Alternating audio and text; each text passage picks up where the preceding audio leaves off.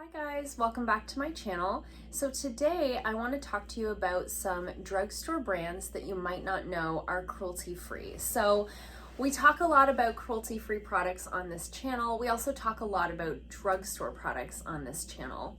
I know that's something that you guys enjoy. A lot of you guys often have questions about brands that are cruelty-free or aren't cruelty-free, or ones that you thought are, and so on and so forth. There's always a lot of questions. So I want to start by saying cruelty-free is not like a regulated term per se. There's a lot of brands out there that claim to be cruelty-free but aren't actually. And what is cruelty-free sort of means different things to different people. So you do have to sort of do your own research. What qualifies in your mind as cruelty-free? Because we have so many brands that are under parent companies where the brand that we're talking about might be cruelty-free, but they may be owned by a parent company who isn't cruelty-free. You have to decide for yourself kind of how far you want to go with it. For me personally, I don't necessarily look at the parent company, because when you kind of do a deep dive into the beauty industry, specifically into the cosmetic side of the beauty industry, many of the brands that we know and love are owned by like 8 companies. There's kind of like 8 companies that rule the world in terms of beauty. So for me personally, I look at the individual brand, not the parent company. As I said, that's something you have to decide for yourself. Cruelty-free means that the product and the ingredients that make the product were not tested on animals. So there is a difference between something being vegan and something being cruelty-free. So just because it's considered to be cruelty-free does not mean that it doesn't also contain animal byproducts. So that's another thing that you have to kind of decide for yourself based on your own value system. I will link some resources in the description box down below that I personally like to use. There's a few different websites that I sort of utilize when I'm looking up a brand. I like to be able to find confirmation somewhere that a brand is cruelty-free, because a lot of the companies, if you go on their websites or on their like About Us section, that their products are not tested on animals. But if they are sold in China, mainland China, they do have laws there that require cosmetics to be animal tested in order to be sold in China to the people that live there, okay? So there are no other places in the world other than China that I'm aware of that require animal testing. Actually, sort of the opposite. There's a lot of places that have banned animal testing. So that's why we look at where the products are sold in terms of determining what's cruelty-free and what's not cruelty-free. I could do a whole video on just that, so let me know if that's something you'd like to see, if you'd like to see me sort of clarify some of that. But that's sort of the Coles Notes version of why we don't consider products that are sold in China to be cruelty-free. Now, they are talking about changing some of those laws in May, so we'll see what happens with that. But until we know more, I'm sort of carrying on as always. For today, I wanted to talk about some drugstore brands that you might not realize are cruelty-free. So there's the obvious ones that we all talk about, you know, Elf, Milani, NYX. There's sort of the big players that we talk about a lot on YouTube in general, but there are some that I think some people might be surprised to find out are cruelty-free. I did want to mention CoverGirl in this video. CoverGirl went cruelty-free, I believe, in 2018. That one feels obvious to me because I'm like really in the beauty industry. But for the general public that might not watch a lot of YouTube, that might not keep up with what's happening sort of in the beauty industry, CoverGirl went cruelty-free, I believe, in 2018. It was a big deal. It was a really big deal. Those of us who do shop cruelty-free were really excited to see such a mainstream brand go cruelty-free. It was a big deal. So we were very excited about that. So I did want to mention that one sort of first, even though for me it feels obvious, it might not actually be to the general population. So CoverGirl is cruelty-free. They have some of my favorite products. I'm obsessed with their mascaras. They have some really great blushes. They have great foundations. They have a lot of great products that we have known and loved for years. So I personally was really excited to be able to purchase from them again. Some of the sort of big players in the beauty industry, it's like it's hard to dupe out like every L'Oreal product or every Maybelline product. Like these are some big brands that I just don't buy from anymore. So when CoverGirl went cruelty free, I was like, oh my gosh, I all of a sudden have so many more options for mascara at the drugstore. The other thing that I'll mention is I live in Atlantic Canada. It's a very small kind of corner of Canada. We're just right on the edge. So we don't have access to as many brands as maybe if you live in the States or if you live in larger cities and so on and so forth. So to see a brand like CoverGirl that's so accessible, so widely accessible, go cruelty free, it was very exciting times for those of us who care about such things. There's a couple that are very recent that probably most people don't know about unless you're really paying attention to such things.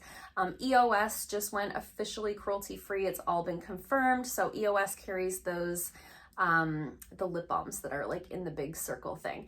I personally really don't like those lip balms. So you guys have seen me declutter one of those fairly recently in my last declutter video, but I know a lot of people love those lip balms and they do carry a variety of different types. So I did want to mention that in this video. If you're having a hard time finding like a cruelty-free lip balm, EOS just went cruelty-free. We're very excited about that. Again, a very mainstream brand, very accessible, kind of in Walmart, in Shoppers Drug Mart, the sort of easy to access places. So that was really exciting. Another one that went cruelty-free very recently, which was kind of the inspiration to this video, was Garnier. So Garnier announced that they were going completely cruelty-free on, I think it was March the 9th was the date that I saw it like confirmed on the websites that I sort of keep up with. So Garnier is widely accessible. I think it's available worldwide now other than China. So the big thing that they've done is they've pulled their products out of mainland China. So now we can officially consider them to be cruelty-free. They're not testing their ingredients, they're not testing the finished products, and they're not selling in China. So that was really exciting. Garnier is one of those brands where it's everywhere. It's so affordable. It's easy to find. I have one of their facial oils that I really like. It's a lavender one. I'll link everything I talk about in the description box down below. I'll also link the websites to the brands that I'm talking about if you want to look at what products they have available. But Garnier specifically, I mean, they have their iconic micellar water. I used that for years and years before I switched to cruelty-free only products. So very excited that I'll be able to purchase that again. It often is the one that's on sale at the drugstore, so I'm loving that. I've also used BB creams from them over the years that I liked. They have a hydrating line. I'll put a picture on the screen here that's very similar to the Neutrogena. I think it's called their Hydro Boost line. So this would be a great cruelty-free alternative to that if that's a product that you love, because we know Neutrogena is not cruelty-free. Don't take a drink every time I say cruelty-free in this video. This could be like a really dangerous drinking game. So that was really exciting. Again, a very mainstream brand, very accessible to the public, very affordable. So that was really exciting. They have tons of skincare. They have some makeup products in the BB creams and stuff like that. They also have a lot of like sheet masks and stuff like that. Great little sort of stocking stuffers that I used to pick up quite often. So I'm excited to be able to access those things again. Another one that's fairly recent is St. Ives. Now, I know, I'm not saying go out and buy that damn apricot scrub. Don't. Run, don't walk away from that apricot scrub. But St. Ives does carry other products. So I don't really recommend, there's nothing in their facial skincare that I personally would recommend, but they have like body washes and body lotions. Like they have nice big bottles for affordable prices. Ingredients are great. So that's another brand that's very accessible. It's at the drugstore, it's at Walmart, it's everywhere, that we can sort of look at again and look at in a new light, you know? We still have to be careful about what products we're buying. Just because it's cruelty-free doesn't mean like go out and buy all the apricot scrub and like damage your skin or anything like that. But it was very exciting. To me, every time one of these very like mainstream, well-known brands goes cruelty-free, for me, it's just such a step in the right direction. I would love to see some other big players go cruelty-free. I think that the public really is making it known that this is something that we want. This is something that we're looking at. I think we've done a good job sort of on the whole, a lot of us anyway, in boycotting some of these brands. Because for me personally, I want the products that I'm purchasing to align with my values. I don't want to line the pockets of companies that are doing things that make me sad.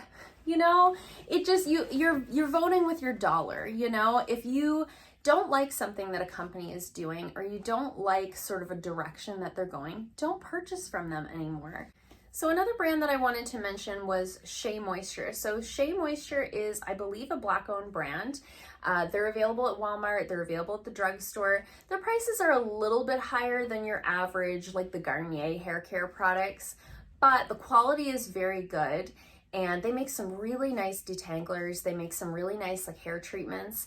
So they are a cruelty-free brand. And there's not a ton in terms of hair care, I find, at the drugstore. That's one that I would definitely recommend that you look at. If you're looking for a drugstore, cruelty-free hair care brand, Shea Moisture might be a nice option. Another one that I talk about a lot on this channel, but I did want to mention again, is the Live Clean brand. That is a Canadian brand, so if you are in the States, I think you would have to either buy off of their website, and I also believe they sell their products on Amazon, so you could check on there as well. But for myself, being a Canadian, their products are available at Walmart, they're at Shoppers Drug Mart. I've actually even seen them at the Dollarama. So they have really great hand washes, body lotions, body washes. They have an aluminum-free deodorant that's really nice. I haven't tried their shampoo and conditioner, but I do have a client using it and she really likes it. So it seems like kind of across the board, their products are very good and very accessible, great prices, cruelty-free. They're also free from a lot of the yucky ingredients that we see a lot in products. So I believe they're like 98% plant-derived ingredients in their products. So I personally really love that. And then lastly, I did also want to mention Method. So I'm not 100% sure in the States where you can buy Method. I'm thinking probably Target. Here in Canada, Method is available pretty well anywhere. I can buy it at the Superstore. I can buy it at Shoppers Drug Mart. I can buy it at Walmart, I believe. And they carry a variety of products. So I buy a lot of their hand washes here for the salon. They're often on sale for a good price. They also make like body washes and stuff. So I've been buying their body wash quite often for my husband. Actually, they have a really nice one for men. So that's been a really nice option for him. I have noticed I do most of like the shopping for the house kind of thing. So I buy, you know, the groceries, the toothpaste, the deodorant, the body wash, you know, the hand washes, things like that. So what I've noticed more often in terms of products specifically for men, there's a lot less cruelty-free options. So I have been buying the Method body wash for him. He really likes that. We both use like the Tom's deodorant more often than not. But the Method products, I mean, they even carry some home products. So I recently bought like their toilet bowl cleaner.